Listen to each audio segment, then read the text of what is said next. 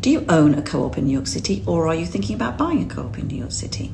Selling or buying a co-op comes with its own unique set of factors, the most important one of which is timing.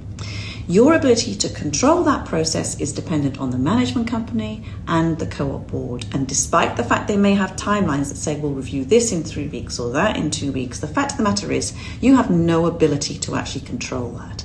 And that is why the New York State Association of Realtors, NYSAR, are going to Albany on May the 2nd with what's being called the Coop Transparency Bill, which is meant to combat the illegal discrimination that occurs in the cooperative housing purchase process here in New York. And how they're planning to do that is by creating a clear timeline of when people need to hear a response. And failure to hear that timeline could result in automatic consent for the person to be able to buy the apartment.